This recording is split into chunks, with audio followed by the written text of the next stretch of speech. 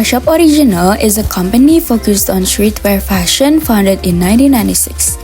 The company was established by a visionary entrepreneur with the goal of offering stylish, high-quality products that are relevant to modern lifestyles.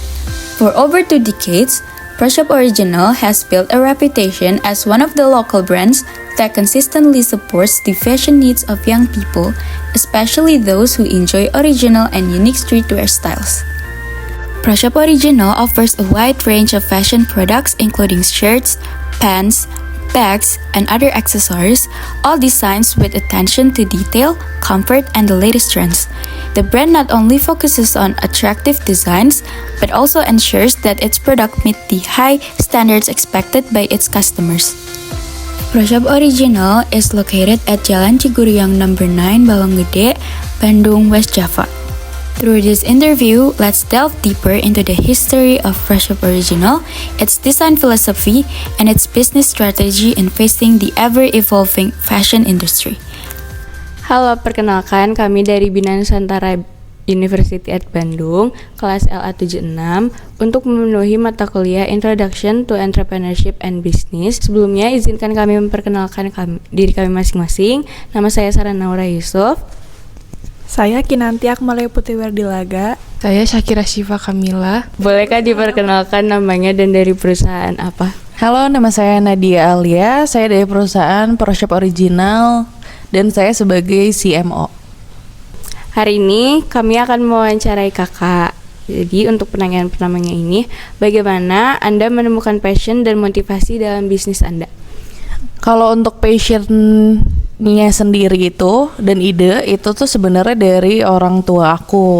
Pas kuliahnya dia itu ngejualin celana jeans dulu ke teman-temannya. Baru dia melihat lah kalau bisnis tuh menyenangkan ya ternyata gitu. Nah awalnya itu muncul ide karena pas orang tua aku nikah, dipikir-pikir lagi kan kalau sudah menikah kan sudah ada tanggung jawab ya. Akhirnya terinspirasi lah untuk menjual kaos polostan dulunya. Berkembang barulah mencari idenya tuh dari papa aku itu sering ke luar negeri dulunya, terus ngelihat banyak buku-buku desain dan lain-lain. Nah idenya muncul dari situ juga. Untuk passion sebenarnya karena awalnya itu mencoba untuk mencari mata pencarian, jadinya timbullah ide kayaknya bisnis clothing di Bandung belum ada deh, jadinya tercetuslah si Prashop ini gitu.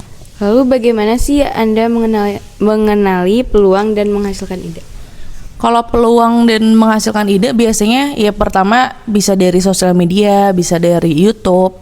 Sekarang mudah banget buat mencari ide itu. Dan ditambah kita itu ngobrol nih secara sesama brand owner tuh gimana sih bisnis zaman sekarang gitu. Terus nanti kita biasanya nge-brainstorm itu di tim internal kita. Dan ditambah biasanya itu ada masukan dari digital marketing kita. Jadi kan kalau digital marketing dia punya analitik dan punya data yang pasti kan, dari mulai gendernya kelihatan, terus orang behavior kayak gimana. Terus juga kita melihat kompetitor lain juga, dia lagi ngapain nih. Nah jadilah si ide-ide itu yang kita dapatkan dari luar, biasanya kita terapin di dalam dengan gayanya si Prashop ini gitu. Oke, selanjutnya pertanyaannya akan dilanjutkan oleh saya. Jadi bagaimana Anda melaksanakan analisis kelayakan? Kalau untuk analisis kelayakan sebenarnya mungkin lebih ke produk ya. Kalau produk itu biasanya kita itu ke vendor, terus biasanya vendor itu sebenarnya sudah meng-QC si produk kita, quality control. Nah tapi karena nggak semua vendor itu dia memperhatikan detail, jadi akhirnya kita di internal juga bikin quality control juga. Makanya untuk si kelayakan itu kita itu ada double check gitu, yang satu dari vendornya, yang satu itu dari internal kita gitu. Oke, pertanyaan selanjutnya, apa jenis model bisnis yang digunakan?